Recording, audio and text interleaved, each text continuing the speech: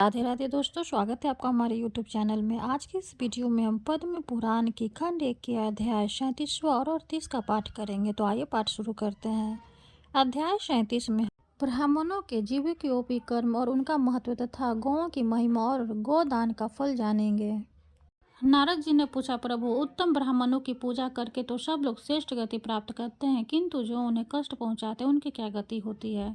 ब्रह्मा जी बोले, सुधांश से संतप्त हुए उत्तम ब्राह्मणों का जो लोग अपनी शक्ति के अनुसार भक्ति पूर्वक सत्कार नहीं करते वे नरक में पड़ते हैं। जो क्रोध पूर्वक कठोर शब्दों में ब्राह्मण की निंदा करके उसे द्वार से हटा देते वे अत्यंत घोर महा गौरव एवं किच्छ नरक में पड़ते तथा नरक से निकलने पर कीड़े होते हैं, उससे छूने पर चंडालनियों में जन्म लेते, फिर रोगी एवं दरिद्र होकर भूखे से पीड़ित होते, अंत भूख से पीड़ित हो घर पर आए हुए ब्राह्मण का कभी अपमान नहीं करना चाहिए। जो देवता अग्नि और ब्राह्मण के लिए नहीं दूंगा ऐसा वचन कहता है वो 100 बार नीचे की योनि में जन्म लेकर अंत में चंडाल होता है। जो लात उठाकर ब्राह्मण गौ पिता माता और गुरु को मारता है उसका गौरव नरक में वास निश्चित है, वहां से कभी उसका उद्धार नहीं होता। यदि पुण्यवश जन्म भी हो जाए तो वह पंगु होता है, साथ ही अत्यंत दीन विषादग्रस्त और दुख शोक से पीड़ित रहता है। इस प्रकार 3 जन्मों तक कष्ट भोगने के बाद भी उसका उद्धार होता है। जो पुरुष मुक्को तमाचा और कीलों से ब्राह्मणों को मारता है वह एक कल्प तक तापन और रौवर नामक घोर नरक में निवास करता है और पुनः जन्म लेने पर कुत्ता होता है। उसके बाद चंडालनियों में जन्म लेकर दरिद्र और उदर शूल से पीड़ित होता है। माता पिता ब्राह्मण सनातन तपस्वी और गुरुजनों को क्रोधपूर्वक मारकर मनुष्य दीर्घ काल तक कुंभीपाक नरक में पड़ा रहता है। इसके बाद वह कीट योनि में जन्म लेता है। बेटा नारद, जो ब्राह्मणों के विरुद्ध कठोर वचन बोलता है उसके शरीर में 8 प्रकार की कोढ़ होती है, खुजली, दाद, मंडल, काली को, सफेद कोट, तरुण कुष्ठिन में काली कोट, सफेद को और अपना दारुण तरुण कोष्ठ। ये 3 महाकुष्ठ माने गए हैं। जो जानबूझकर महापातक में प्रवृत्त होते हैं अथवा महापात की पुरुषों का संग करते अथवा अतिपात का आचरण करते उनके शरीर में 3 प्रकार के कुष्ठ होते हैं। संसर्ग से अथवा परस्पर संबंध होने से मनुष्यों में इसका रोग का संक्रमण होता है, इसलिए विवेक के पुरुष कोढ़ी से दूर ही रहें। उसका स्पर्श हो जाने पर तुरंत स्नान कर ले। पतित, कोढ़ी, चंडाल, गोपक्षी, कुत्ता, रजस्वला स्त्री और भील का स्पर्श हो जाने पर तत्काल स्नान करना चाहिए। जो ब्राह्मण की न्यायोपार्जित जीविका तथा उसके धन का अपहरण करते हुए अच्छे नरक में पड़ते हैं। जो चुगलखोर मनुष्य ब्राह्मणों का छिद्र करते हैं उसे देखकर या स्पर्श करके वस्त्र सहित जल में गोता लगाना चाहिए। ब्राह्मण के धन का यदि कोई प्रेम से उपभोग कर ले तो भी वो उसकी 7 पीढ़ियों तक को जला डालता है, और जो पराक्रम पूर्वक छीनकर उसका उपभोग करता है वो तो 10 पीढ़ी पहले और 10 पीढ़ी पिछले तक के पुरुषों को नष्ट करता है। विष को विष नहीं कहते, ब्राह्मण का धन ही विष कहलाता है। विष तो केवल उसके खाने वालों को ही मारता है, किंतु ब्राह्मण का धन पुत्र पौत्र का विनाश कर डालता है। जो मुँह वंश माता ब्राह्मणी तथा गुरु की स्त्री के साथ समागम करता है वह घोर रौनक नरक में पड़ता है, वहां से पुनः मनुष्य योनि में आना कठिन होता है। नारद जी ने पूछा, पिताजी, सभी ब्राह्मणों की हत्या से बराबर ही पाप लगता है अथवा किसी में कुछ अधिक या कम भी? यदि न्यूनाधिक होता है तो क्यों? इसको यथारूप रूप से समझाइए। ब्रह्मा जी ने कहा, बेटा, ब्रह्म हत्या का जो पाप बताया गया है वह किसी भी ब्राह्मण का वध करने पर अवश्य लागू होता है। ब्रह्म हत्यार घोर नरक में पड़ता है। इस विषय में कुछ और भी कहना है उसे सुनो। वेद शास्त्रों के ज्ञाता जितेंद्रिय एवं क्षत्रिय ब्राह्मण की हत्या करने पर करोड़ों ब्राह्मणों के वध का दोष लगता है तथा वैष्णव ब्राह्मण को मारने पर उससे भी 10 गुना अधिक पाप होता है। अपने वंश के ब्राह्मण का वध करने पर तो कभी नरक से उद्धार होता ही नहीं।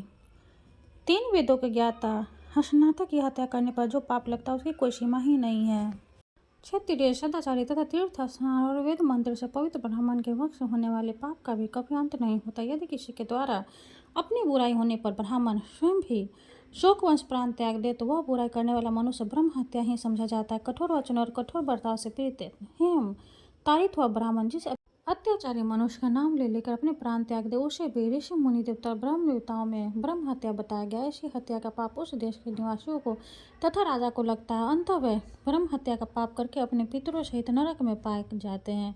विद्वान पुरुष को चाहिए कि वे परनियंत्र उपवास करने वाले मनाए उसे प्रसन्न करके अनशन तोड़ने का प्रयत्न करे। यदि किसी निर्दोष पुरुष को निमित्त बनाकर कोई ब्राह्मण अपने प्राण त्यागता है तो वह स्वयं ही ब्रह्म हत्या घोर पाप का भागी होता है। जिसका नाम लेकर मरता है वह नहीं, जो अधम ब्राह्मण अपने कुटुंबी का वध करता है उसको भीम ब्रह्म हत्या का पाप लगता है। यदि कोई आतताई ब्राह्मण युद्ध के लिए अपने पास आ रहा हो तो प्राण लेने की चेष्टा करता हो तो उसे अवश्य मार डाले। इससे वह ब्रह्म हत्या भागी नहीं होता। जो घर में आग लगाता है, दूसरों को जहर देता है, धन चुरा लेता है, सोते हुए को मारता है तथा खेत और स्त्री का भरण करता है, ये हाथ ताई माने गए हैं। संसार में ब्राह्मण के समान दूसरा कोई पूजनीय नहीं है, वह जगत गुरु है। ब्राह्मण को मारने वाला जो पाप लगता है उससे बढ़कर दूसरा कोई पाप ही नहीं है। नारद जी ने पूछा, सूर्यश्रेष्ठ, पाप से दूर रहने के लिए द्विज को किस वित्त का आश्रय लेकर जीवन निर्वाह करना चाहिए, इसका यथावत वर्णन कीजिए। ब्रह्मा जी ने कहा, बेटा, बिन मांगे मिली हुई भिक्षा उत्तम वित्ती बताई है, उससे भी उत्तम है। वह सब प्रकार की वित्तों में श्रेष्ठ और कल्याणकारिणी है। श्रेष्ठ मुनिगण उच्च वृत्ति का आश्रय लेकर ब्रह्म पद को प्राप्त होते। यज्ञ में आगे ब्राह्मण को यज्ञ की समाप्ति हो जाने पर यजमान से जो दक्षिणा प्राप्त होती वो उसके लिए ग्रह वृत्ति है। द्विजों को पढ़ाकर या यज्ञ कराकर उसकी दक्षिणा लेनी चाहिए। पठन पाठन तथा उत्तम मांगलिक शुभ कर्म करके भी उन्हें दक्षिणा ग्रहण करनी चाहिए। यही ब्राह्मणों की जीविका है। दान लेना उनके लिए अंतिम वृत्ति। उनमें जो शास्त्र के द्वारा जीविका चलाते हैं वे धन्य है। वृक्ष और लताओं के सहारे जिनकी जीविका चलती है वो भी धन्य है। ब्राह्मणोचित वृत्ति के अभाव में ब्राह्मणों को क्षत्रिय वृत्ति से जीवन निर्वाह करना चाहिए। उस अवस्था में न्याय युक्त युद्ध का अवसर उपस्थित होने पर युद्ध करना उनका कर्तव्य है। उन्हें उत्तम वीर व्रत का आचरण करना चाहिए। ब्राह्मण क्षत्रिय वृत्ति के द्वारा राजा से जो धन प्राप्त करता है वह श्राद्ध और यज्ञ आदि में दान के लिए पवित्र माना गया। उस ब्राह्मण को सदा पाप से दूर रहकर वेद और धनुर्वेद दोनों का अभ्यास करना चाहिए। जो ब्राह्मण न्यायोचित युद्ध में सम्मिलित होकर संग्राम में शत्रु का सामना करते हुए मारे जाते हैं वे वेद पाठियों के लिए भी दुर्लभ परम पद को प्राप्त होते हैं। धर्म युद्ध का जो पवित्र बर्ताव है उसका यथार्थ वर्णन सुनो। धर्म युद्ध करने वाले योद्धा सामने लड़ते, कभी कारता नहीं दिखाते तथा जो पीठ दिखा चुके हैं, जिसके पास कोई हथियार न हो और जो युद्ध भूमि से भागा जा रहा हो, ऐसे शत्रु पर पीछे की ओर से प्रहार नहीं करते। दो दुराचारी सैनिक विजय की इच्छा से डरपोक युद्ध से विमुख, पतित, मूर्छित, असत्य, शुद्ध, स्तुति प्रिय और शरणागत शत्रु को युद्ध में मार डालता वे नरक में पड़ते हैं।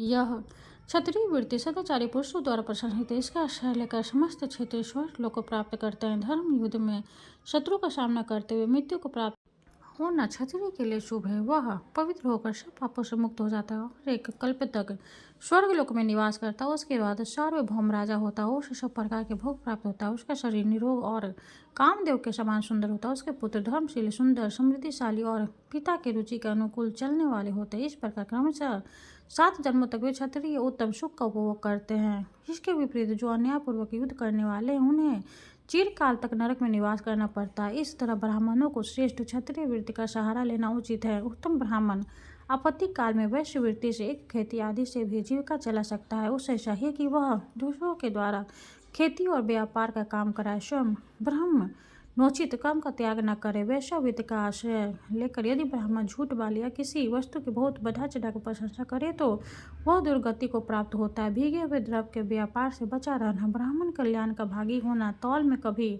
असत्यपूर्ण बर्ताव नहीं करना चाहिए, क्योंकि तुला धर्म पर ही प्रतिष्ठित है। जो तराजू पर तौलते समय छल करता है वह नरक में पड़ता है। जो द्रव्य तराजू पर चढ़ाए बिना ही बेचा जाता है उसमें भी झूठ कपट का त्याग कर देना चाहिए।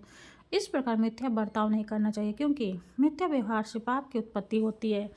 सत्य से बढ़कर धर्म और झूठ से बढ़कर दूसरा कोई पाप नहीं है। तो सब कार्यों में सत्य को ही श्रेष्ठ माना जाता है। यदि 1,000 अश्वमेध यज्ञ का पुण्य और दूसरी ओर सत्य को तराजू पर रखकर तोला जाए तो 1,000 अश्वमेध यज्ञों की अपेक्षा सत्य का ही पलड़ा भारी होता है। जो समस्त कार्यों में सत्य बोलना और मिथ्या का परित्याग करता है वो सब दुखों से पार हो जाता है और अच्छा स्वर्ग का उपभोग करता है। ब्राह्मण व्यापार का काम करता है किंतु उसे झूठ का त्याग करना चाहिए। उसे चाहिए कि जो मुनाफा उसमें भी पहले तीर्थों में दान करे, जो शेष बचे उसका सब उपभोग करे।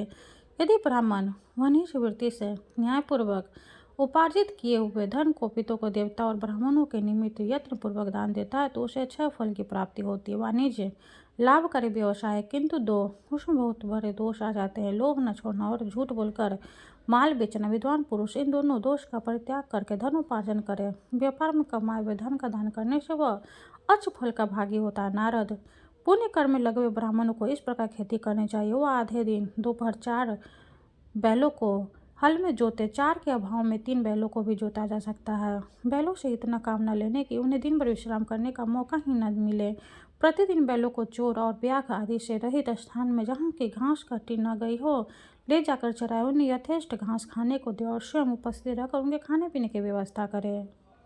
उनके रहने के लिए गौशाला बनवाए जहाँ किसी प्रकार उपद्रव न हो। वहाँ से गोबर मूत्र और बिखरी हुई घास आदि हटाकर गौशाला को सदा साफ रखें। गौशाला संपूर्ण देवताओं का निवास स्थान है, अतः वहाँ कूड़ा नहीं फेंकना चाहिए। विद्वान पुरुष को उचित है कि वह अपने शयन गृह के समान गौशाला को साफ रखे, उसकी फर्श को समतल बनाए तथा यत्नपूर्वक ऐसी व्यवस्था करे जिससे वह सर्दी, हवा और धूल धक्कर से बचाव हो। गौ को अपने प्राण के समान समझे, उसके शरीर को अपने ही शरीर के तुल्य माने। अपने देह में जैसे सुख दुख होते हैं वैसे ही गौ के शरीर में भी होते हैं, ऐसा समझकर गौ के कष्ट को दूर करे और उसे सुख पहुंचाने की चेष्टा करे। जो इस विधि से खेती का काम करता है वह बैल को जोतने के दोष से मुक्त और धनवान होता है। जो दुर्लभ, रोगी, अत्यंत छोटी अवस्था के और अधिक बूढ़े बैल से काम लेकर उसे कष्ट पहुंचाता है, उससे गौ हत्या का पाप लगता है। जो एक और दुर्बल और दूसरी ओर बलवान बैल को जोड़कर उनमें भूमि को जुतवाता है, उससे गौ हत्या समान पाप का भागी होता है। इसमें तनिक भी संदेह नहीं है। जो बिना चारा खिलाए हुए बैल को हल जोतने के काम में लगाते तथा घास खाते और पीते वक्त बैल को मुंह वन से हाँक देता है, वो भी गौ हत्या के पाप का भागी होता है। अमावस्या, संक्रांति तथा पूर्णिमा को हल जोतने से 10,000 गौ हत्या का पाप लगता है। जो उपयुक्त तिथियों को गौओं के शरीर में सफेद और रंग बिरंगी रचना करके काजल, पुष्प और तेल के द्वारा उनकी पूजा करता है वह अक्षय स्वर का सुख भोगता है। जो प्रतिदिन दूसरे की गायों को मुट्ठी भर घास देता है उसके समस्त पाप का नाश हो जाता है तथा वह अक्षय स्वर का उपभोग करता है। जैसा ब्राह्मण का महत्व है वैसा ही गौ का भी महत्व है। दोनों की पूजा का फल समान ही है। विचार करने पर मनुष्य में ब्राह्मण प्रधान है और पशुओं में गौ। नारद जी ने पूछा, नाथ आपने बताया है कि ब्राह्मण की उत्पत्ति भगवान के मुख से हुई है, फिर गौ की उससे तुलना कैसे हो सकती है? विधाता, इस विषय को लेकर मुझे बड़ा आश्चर्य हो रहा है। ब्रह्मा जी ने कहा, बेटा, पहले भगवान के मुख से महानु तेजोमय पुंज प्रकट हुआ, उस तेज से सर्वप्रथम देव की उत्पत्ति हुई। तत्पश्चात क्रमशः अग्नि, गौ और ब्राह्मण पृथक पृथक उत्पन्न हुए। मैंने संपूर्ण लोगों और भूम लोगों की रक्षा के लिए पूर्व काल में एक वेद से चारों वेदों का विस्तार किया। अग्नि और ब्राह्मण देवताओं के लिए हविष्य ग्रहण करते हैं और हविष्य घी गौ से उत्पन्न होता है, इसलिए ये चारों हो इस जगत के जन्मदाता। यदि ये चारों महत्व पदार्थ विश्व में नहीं होते तो यह सारा चराचर जगत नष्ट हो जाता है। यही सदा जगतों को धारण किए रहता है, जिससे स्वभावतः इसकी स्थिति बनी रहती है। ब्राह्मण देवता तथा असुरों की भी गौ की पूजा करनी चाहिए, क्योंकि गौ सब कार्यों में उदार तथा वास्तव में समस्त गुणों की खान है। वह साक्षात संपूर्ण देवताओं का स्वरूप है। सब प्राणियों पर उसकी दया बनी रहती है। प्राचीन काल में सबसे पोषक के लिए मैंने गौ की सृष्टि की है। गौ की प्रत्येक वस्तु पावन है और समस्त संसार को पवित्र कर देती है। गौ का मूत्र, गोबर, दूध, दही और घी इन 5 व्यंगों का पान कर लेने से शरीर के भीतर पाप नहीं ठहरता, इसलिए धार्मिक पुरुष प्रतिदिन गौ के दूध, दही और घी खाया करते हैं। गर्भ पदार्थ संपूर्ण द्रव्यों में श्रेष्ठ, शुभ और प्रिय है। जिसको गाय का दूध, दही और घी खाने का सौभाग्य नहीं प्राप्त होता, उसका शरीर मल के समान है। अन्न आदि 5 रात्रि तक, दूध 7 रात्रि तक, दही 20 रात्रि और घी 1 मास तक शरीर में अपना प्रभाव रखता है। जो लगातार 1 मास तक बिना गाय का भोजन करता है उस मनुष्य के भोजन में प्रेतों को भाग मिलता है। इसलिए प्रत्येक युग में सब कार्यों के लिए एकमात्र गौ ही प्रशस्त मानी गई है। गौ सदा और समय, धर्म, अर्थ, काम और मोक्ष ये चारों पुरुषार्थ प्रदान करने वाली है। जो गौ की एक बार प्रदक्षिणा करके उसे प्रणाम करता है वह सब पापों से मुक्त होकर अक्षय स्वर्ग का सुख भोगता है। जैसे देवताओं के आचार्य बृहस्पति जी वंदनीय हैं, जिस प्रकार भगवान लक्ष्मीपति सबके पूजे, उसी प्रकार गौ भी वंदनीय और पूजनीय। जो मनुष्य प्रातः काल उठे गौ और उसके घी का स्पर्श करता है वह सब पापों से मुक्त हो जाता है।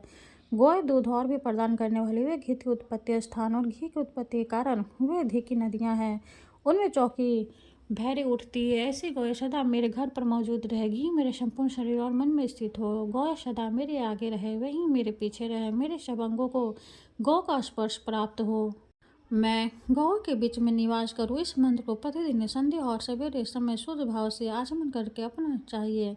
ऐसा करने से उसके सब पाप का क्षय हो जाता है तथा वह स्वर्गलोक में पूजित होता है। जैसे कि आदरणीय है वैसे ब्राह्मण, जैसे ब्राह्मण है वैसे जैसे भगवान श्री विष्णु है वैसे ही श्री गंगा जी भी है। ये सभी धर्म के साक्षात स्वरूप माने गए हैं। गौ मनुष्यों के बंधु हैं और मनुष्य गौ के बंधु है। जिस घर में गौ नहीं है वह बंधु रहित गृह है। 6 अंग, पद और कर्म सहित संपूर्ण वेद गौ के मुख में निवास करते। उनके सिंगों में भगवान श्री शंकर और श्री विष्णु सदा विराजमान रहते। गौ के उदर में क्रांति, के मस्तक में ब्रह्मा, ललाट में महादेव जी, सिंगों में अग्रभाग में इंद्र, दोनों कानों में अश्विनी कुमार, नेत्रों में चंद्रमा और सूर्य, दांतों में गरुड़ जिसमें सरस्वती देवी, अपान गुद्दा, में संपूर्ण तीर्थ, मूत्र स्थान में गंगा जी, रोमकूप में ऋषि, मुख और पृष्ठ भाग में यमराज, दक्षिण पार्श्व में वरुण और कुबेर, वाम पार्श्व में तेजस्वी और महाबली यक्ष, मुख के भीतर गंधर्व, नासिक के अग्र भाग में सर्प, खुरका के पिछले भाग में अप्सराएं, गोवर में लक्ष्मी, गोमूत्र में पार्वती, चरणों के अग्र भाग में आकाशचानी देवता, रंभाने की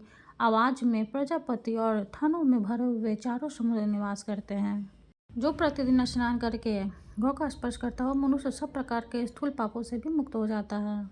जो गौओं के खुर से उड़ी हुई धूल को सिर पर धारण करता है वह मानव तीर्थ के जल में स्नान कर लेता और सब पापों से छुटकारा पा जाता है।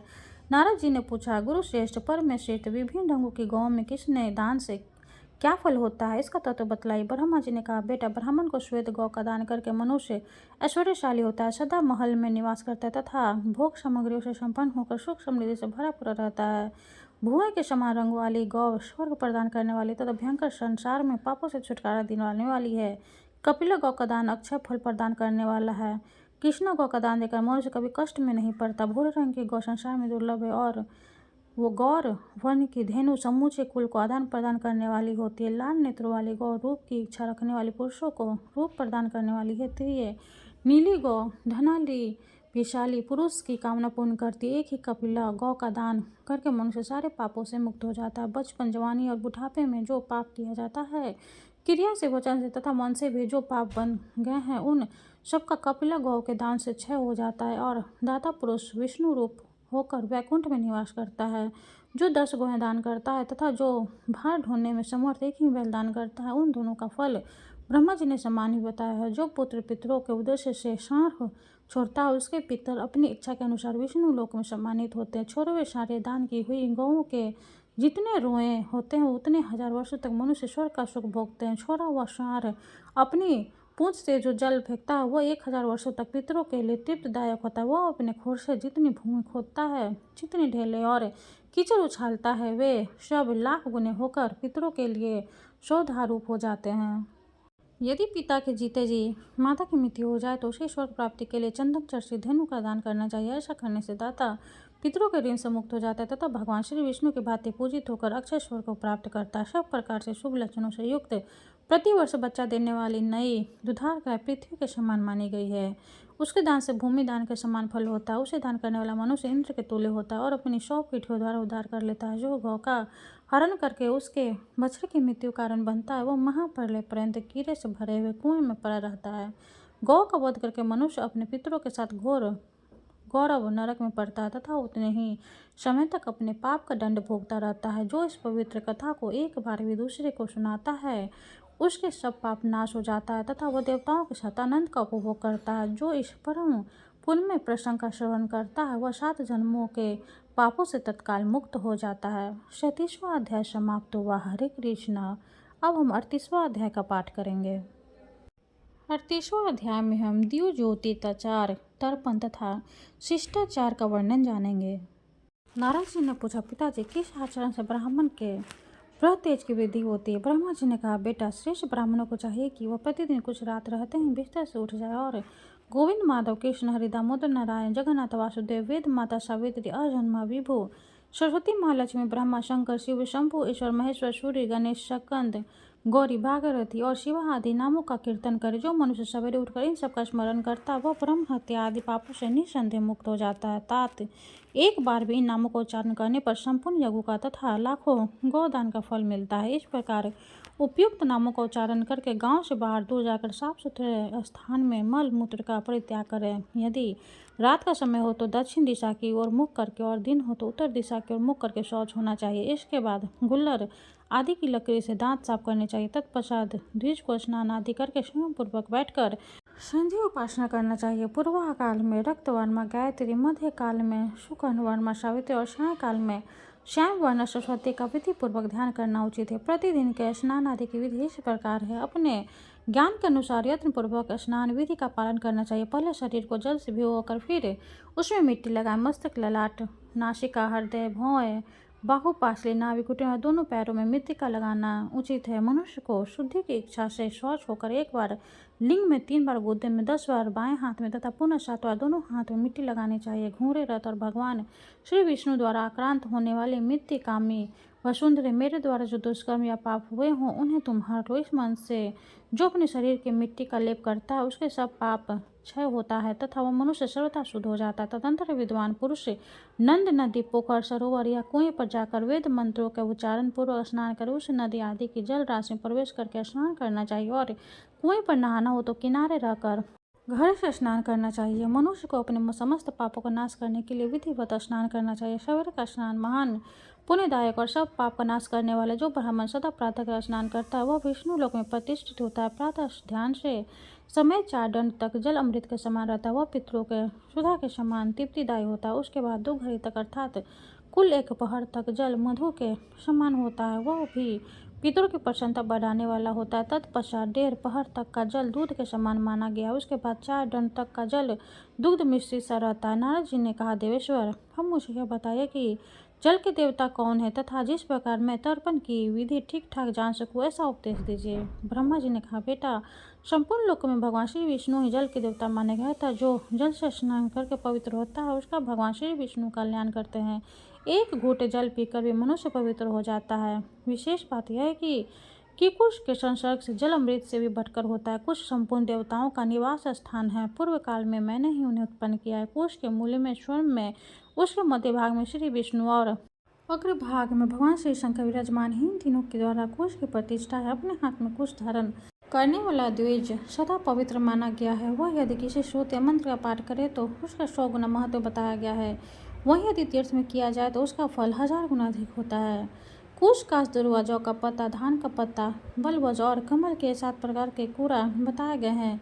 इनमें पूर्व कुश अधिक पवित्र माने गए हैं। ये सभी कुश लोक में प्रतिष्ठित हैं।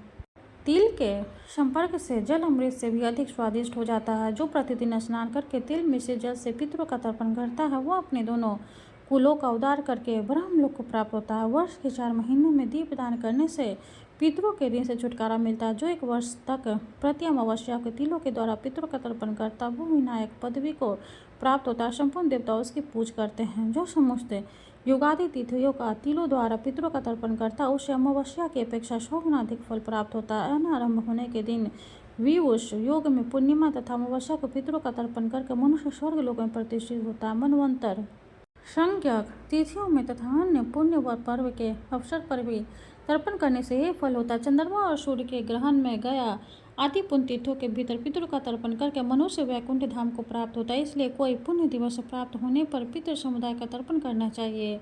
एकक रचित होकर पहले देवताओं का तर्पण करने पश्चात विद्वान पुरुष पितरों का तर्पण करने का अधिकारी होता है। श्राद्ध में भोजन के समय एक ही हाथ में अन्न परोसे किंतु तर्पण के समय दोनों हाथों से जल दे। यदि सनातन विधि है दक्षिणाभिमुख होकर पवित्र भाव से दिव्यात्म में इस वाक्य के नाम गोत्र का उच्चारण करते हुए पितरों का तर्पण करना चाहिए। जो मुंह व सफेद तिलों के द्वारा पितृवर्ग का तर्पण करता है उसका किया हुआ तर्पण व्यर्थ होता है। यदि दाता स्वयं जल में स्थित होकर पृथ्वी पर तर्पण का जल गिराए तो उसका वह जलदान व्यर्थ हो जाता है, किसी के पास नहीं पहुँचता। इसी प्रकार जो स्थल में खड़ा होकर जल में तर्पण का जल गिराता उसका दिया हुआ जल भी निरर्थक होता है, वह पितरों को नहीं प्राप्त होता। जो जल में नहाकर भीगे वस्त्र पहने हुए तर्पण करता उसके पितर देवा तो सहित सदा तृप्त रहते हैं। विद्वान पुरुष धोबी के धोए वस्त्रों का शुद्ध मानते हैं। अपने हाथ से पुनः धोने पर भी वह वस्त्र शुद्ध होता है। जो सूखे वस्त्र पहने हुए किसी पवित्र स्थान पर बैठकर पितरों का तर्पण करता है उसके पितर दी लिप्ति हो जाते हैं। तो अपनी तर्जनी उंगली में चांदी को अंगूठी धारण करके पितरों का तर्पण करता है उसका सब तर्पण लाख गुना अधिक फल देने वाला होता है। इसी प्रकार विद्वान पुरुष यदि अनामिका उंगली में सोने की अंगूठी पहनकर पृथ्वीवर का तर्पण करे तो वह करोड़ गुना अधिक फल देने वाला होता है। जो स्नान करने के लिए जाता है उसके पीछे प्यास से प्रिय देवता और पितर भी वायु रूप होकर जल की आशा से जाया करते हैं, किंतु जब वह नहाकर धोती निचोड़ने लगता है तब वे निराश लौट जाते हैं। अतः पितृ तर्पण किए बिना धोती नहीं निचोड़ना चाहिए। मनुष्य के शरीर में जो 3.5 करोड़ रोए हैं वे संपूर्ण तीर्थों के प्रतीक है। उनका स्पर्श करने के जल धोती पर गिरता है वो मानो संपूर्ण तीर्थों का जल गिरता है। इसलिए तर्पण के पहले धोए हुए वस्तु को निचोड़ना नहीं चाहिए। देवता स्नान करने वाले व्यक्ति के मस्तक से गिरने वाले जल को पीते हैं। पितर मुझ ढाटी के जल से तृप्त होते हैं। गंधर्व नेत्रों का जल और संपूर्ण प्राणी अधोभाग का जल ग्रहण करते। इस प्रकार देवता, पितर, गंधर्व तथा संपूर्ण प्राणी स्नान मात्र से संतुष्ट होते हैं। स्नान से शरीर में पाप नहीं रह जाता। जो मनुष्य प्रतिदिन स्नान करता है वह पुरुषों में श्रेष्ठ वह सब पापों से मुक्त होकर स्वर्गलोक में प्रतिष्ठित होता है। देवता और महर्षि तर्पण तक स्नान का ही अंग मानते हैं। तर्पण के बाद विद्वान पुरुष देवताओं का पूजन करना चाहिए। जो गणेश जी की पूजा करता है उसके पास कोई उधर नहीं आता।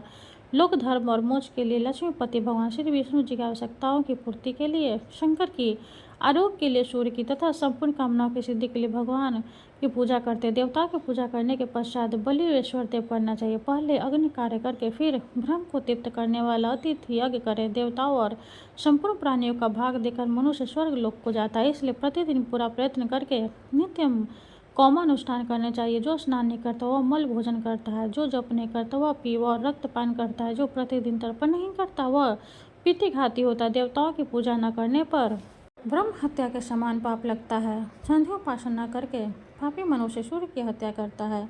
नारद जी ने पूछा, पिताजी ब्रह्मादि वर्णों के सदाचार और उनके कर्तव्यों का क्रम बतलाइए, साथ ही समस्त प्रवृत्ति प्रधान क्रम का वर्णन कीजिए। ब्रह्मा जी ने कहा, वत्स मनुष्य आचार से आयु धन तथा स्वर्ग और मोक्ष प्राप्त करता है। आचार अशुभ लक्षणों का निवारण करता है। आचारहीन मनुष्य संसार में निंदित, सदा दुख का भागी, रोगी और अल्पवायु होता है। अनाचारी मनुष्य को निश्चय ही नरक में निवास करना पड़ता है तथा आचार से श्रेष्ठ लोक की प्राप्ति होती है। इसलिए तुम आचार का यथार्थ रूप में वर्णन सुनो। प्रतिदिन अपने घर को गोबर से लिपना चाहिए। उसके बाद काठ का पीढ़ा, बर्तन और बर्तन धोने चाहिए। कांसे के बर्तन राख से और तांबा खटाई से शुद्ध होने हैं। सोने और चांदी आदि के बर्तन जल मात से धोने से शुद्ध हो जाते हैं। लोहे का पात्र आग के द्वारा तपने और धोने से शुद्ध होता है। अपवित्र भूमि खोदने, जलाने, लिपने तथा धोने से एक वर्ष से शुद्ध होती है। धातु निर्मित पात्र, मणि पात्र तथा सब प्रकार के पत्थर से बने हुए पात्र की भस्म और मिट्टी से शुद्धि बताई गई है। शैया, स्त्री, बालक, वस्त्र, गयो, पवित्र और कमंडलू ये अपने हो तो सदा शुद्ध है और दूसरों के हो तो कभी शुद्ध नहीं माने जाते हैं। एक वस्त्र धारण करके भोजन और स्नान न करे, दूसरे का उतारा वस्त्र कभी न धारण करे। केशों और दांतों की सफाई सवेरे ही करनी चाहिए। गुरुजनों को नित्य प्रति नमस्कार करना नित्य का कर्तव्य होना चाहिए। दोनों हाथ, दोनों पैरों और मुख इन पांचों अंगों को धोकर विद्वान पुरुष भोजन आरंभ करे। जो इन पांचों को धोकर भोजन करता है वो 100 वर्ष जीता है। देवता, गुरु, स्नातक, आचार्य, यज्ञ में दक्षित ब्राह्मण की छाया पर जानबूझकर पैर नहीं रखना चाहिए। गौ के समुदाय देवता ब्राह्मण घी, मधु, चौराहे तथा प्रसिद्ध वनस्पति अपने दाहिने करके चलना चाहिए। गौ ब्राह्मण, अग्नि ब्राह्मण, दो ब्राह्मण तथा पति पत्नी के बीच से होकर कभी नहीं निकलना चाहिए। जो ऐसा करता है वह स्वर्ग में रहता हो तो भी नीचे गिर जाता है। जूठे हाथ से अग्नि ब्राह्मण, देवता, गुरु अपने मस्तक, पुष्प वाले वृक्ष तथा जगोपयोगी पेड़ का स्पर्श नहीं करना चाहिए। सूर्य, चंद्रमा, नक्षत्र इन 3 प्रकार के तेजों की ओर जूठे मुख कभी दृष्टि न डाले। इसी प्रकार ब्राह्मण, गुरु, देवता, राजा, श्रेष्ठ, सन्यासी, योगी, देव कार्य करने वाले तथा धर्म का उपदेश करने वाले द्विज की ओर भी जूठे मुंह दृष्टिपात न करे।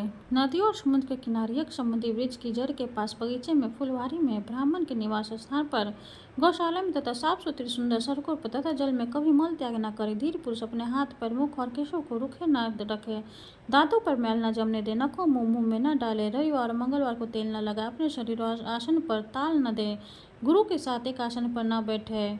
क्षत्रिय के धन का फरण न करे। देवता और गुरु का भी धन न ले। राजा, तपस्वी, पंगी, अंधे तथा स्त्री का धन भी न ले। ब्राह्मण, गौ, राजा, रोगी, बाहर से दबा हुआ मनुष्य, गर्भिणी स्त्री तथा अत्यंत दुर्बल पुरुष सामने से आते हो तो स्वयं किनारे होकर उन्हें जाने के लिए रास्ता दे। राजा, ब्राह्मण तथा वैश्य से झगड़ा न करे। ब्राह्मण और गुरु पत्नी से दूर ही रहना चाहिए।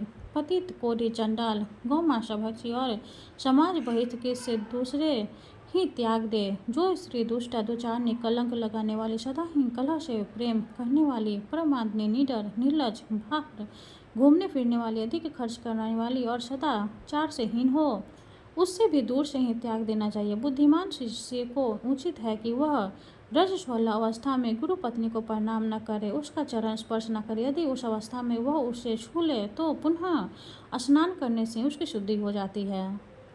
शिष्य गुरु पत्नी के साथ खेल कूद में भी भाग न ले। उसकी बात अवश्य सुने किंतु उसकी ओर आंख उठाकर नहीं देखें। पुत्र वधु, भाई की स्त्री अपनी पुत्री, गुरु पत्नी तथा अन्य किसी युवती स्त्री की ओर न देखे और न स्पर्श करे। उपयुक्त स्त्री की ओर न भटकाकर देखना, उनसे विवाद करना और अश्लील वचन बोलना सदा ही त्याग दे। भूसी, अंगारे, हड्डी, राख, रोई, निर्मूल, चिता की लकड़ी, चिता तथा गुरुजनों के शरीर पर कभी पैर न रखें। अपवित्र दूसरों की उच्छिष्ट तथा दूसरों की रसोई बनाने के लिए रखा हुआ अन्न भोजन न करे। धीर पुरुष किसी दुष्ट के साथ एक क्षण भी न तो ठहरे और न यात्राहीन करे। इसी प्रकार उसे दीप की छाया में तथा बड़े वृक्ष के नीचे भी खड़ा नहीं होना चाहिए। अपने से छोटे को प्रणाम न करे। चाचा और मामा आदि के आने पर उठकर आसन दे और उनके सामने हाथ जोड़कर खड़ा रहे। जो तेल लगाए उसे, जिसके मुंह और हाथ जूठे हों, जो भीगे वस्त्र पहने हो, रोगी हो, समुद्र में घुसा हो, उद्विग्न हो, भार ढो रहा हो, यज्ञ कार्य में लिप्त हो, स्त्रियों के साथ क्रिया में आसक्त हो, बाल के साथ खेल रहा हो तथा जिसके हाथ में फूल और कुश हो, ऐसे व्यक्ति को प्रणाम न करे। मस्तक अथवा कानों को ढककर जल में खड़ा होकर, शिखा खोलकर, पैरों को बिना धोए अथवा दक्षिणाभिमुख होकर आचमन नहीं करना चाहिए। जगो पवित्र से रहित या नग्न होकर, कच्छ खोलकर अथवा एक वस्त्र धारण करके आचमन करने वाला पुरुष शुद्ध नहीं होता। पहले तर्जनी, मध्यम और अनामिका 3 अंगुलियों से मुख का स्पर्श करे, फिर अंगूठी और तर्जनी द्वारा नासिका के अंगूठे और अनामिका के द्वारा दोनों का कनिष्ठ और अंगूठे द्वारा दोनों कोनों का, केवल अंगूठे से नाभिका, करल के हृदय का, संपूर्ण अंगुलियों से मस्तक का तथा अंगुलियों के अभ्र भाग से दोनों बाहुओं का स्पर्श करके मनुष्य शुद्ध होता है। इस विधि से आचमन करके मनुष्य को संयम पूर्वक रहना चाहिए। ऐसा करने से वह सब पापों से मुक्त होता है, अच्छे स्वर का उपभोग करता है। भीगे पैर सोना, सूखे पैर भोजन करना और अंधेरे में शयन तथा भोजन करना निषिद्ध है। पश्चिम और दक्षिणी ओर मुख करके दंतवांतर न करें। उत्तर और पश्चिम दिशा की ओर सिरहाना करके कभी न सोएं, क्योंकि इस प्रकार शयन करने से आयु क्षीण होती है। पूर्व और दक्षिण दिशा की ओर सिरहाना करके सोना उत्तम है। मनुष्य के एक बार का भोजन देवताओं का भाग, दूसरी बार का भोजन मनुष्य का, तीसरी बार का भोजन प्रेतों का और दैत्यों का तथा चौथी बार का भोजन राक्षसों का भाग होता है। जो स्वर्ग में निवास करके इस श्लोक में पुनः उत्पन्न हुए हैं, उनके हृदय में नीचे लिखे 4 सद्गुण सदा मौजूद रहते हैं। उत्तम दान देना, मीठे वचन बोलना, देवताओं का पूजन करना तथा ब्राह्मणों को संतुष्ट रखना। इनके विपरीत कंजूसी, स्वजनों की निंदा, मैले कुचले वस्त्र पहनना, नीच जनों के प्रति भक्ति रखना, अत्यंत क्रोध करना और कटु वचन बोलना, ये नरक से लौटे हुए मनुष्यों के चिन्ह हैं। नवीनता के समान कोमल वाणी और करुणा से भरा कोमल हृदय से धर्म बीज से उत्पन्न मनुष्य की पहचान से चिन्ह है। दशा शून्य हृदय और आरा के समान मर्म स्थानों को विदीर्ण करने वाला तीखा वचन, ये पाप बीज से पैदा हुए पुरुषों को पहचानने के लक्षण है। जो मनुष्य यह आचार आदि से युक्त प्रसंग को सुनता या सुनाता है, वो आचार आदि का फल पाकर पाप से शुद्ध हो स्वर्ग में जाता है और वहाँ से भ्रष्ट नहीं होता है। 38वां अध्याय समाप्त हुआ। हरे कृष्णा। अब हम सूर्य देव की आरती करेंगे। ओम जय सूर्य भगवान, जय हो दिनकर भगवान, जगत के नेत्र स्वरूपा, तुम हो त्रिगुण स्वरूपा, धरत सभी तब ध्यान। ओम जय सूर्य भगवान, ओम जय सूर्य भगवान, शारदीय अरुण है प्रभु तुम, श्वेत कमलधारी, तुम 4 भुजाधारी, अश्वेशाति तुम्हारे, कोटि करण पसारे, तुम हो देव महान। ओम जय सूर्य भगवान, ओम जय सूर्य भगवान, उषा काल में जब तुम उदया चले आते, सब तब दर्शन पाते, फैलाते उजियारा, जागता तब जग सारा, करे सब तब गुणगान। ओम जय सूर्य भगवान, ओम जय सूर्य भगवान, संध्या में भुवनेश्वर अस्ता चले जाते, गोधन तब घर आते, गोधुली बेला में, हरे घर हरे आंगन में हो तब महिमा गान। ओम जय सूर्य भगवान, ओम जय सूर्य भगवान, देव धनुज नर नारी, ऋषि मुनिवर भजते, आदित्य हृदय जपते, श्रोते मंगलकारी, इसकी है रचना न्यारी, दे नव जीवन दान। ओम जय सूर्य भगवान, ओम जय सूर्य भगवान, तुम हो त्रिकाल रचयिता, तुम जग के आधार, महिमा तब अपरंपार, प्राणों का सिंचन करके भक्त को अपने देते, बल बुद्धि और ज्ञान। ओम जय सूर्य भगवान, ओम जय सूर्य भगवान, भूज चरे जल चरे खेचर सबके ऊपर, तुम्ही सब जीवों के प्राण, तुम्हें वेद पुराण बखाने, धर्म सभी तुम्हें माने, तुम्हें सर्वशक्तिमान। ओम जय सूर्य भगवान, ओम जय सूर्य भगवान। पूजन करते दिशाए, पूजे दश कपाल, तुम भुवनों के प्रतिपाल, ऋतु में तुम्हारी दासी, तुम शाश्वत विनाशी, शुभकारी अंशुमान। ओम जय सूर्य भगवान, ओम जय सूर्य भगवान। जय हो दिनकर भगवान, जगत के नेत्र स्वरूपा, तुम हो त्रिगुण स्वरूपा, धरत सभी तब ध्यान। ओम जय सूर्य भगवान, ओम जय सूर्य भगवान। सूर्य भगवान की जय हो। वीडियो अगर अच्छी लगे तो लाइक कर दे, चैनल को सब्सक्राइब कर दे। धन्यवाद।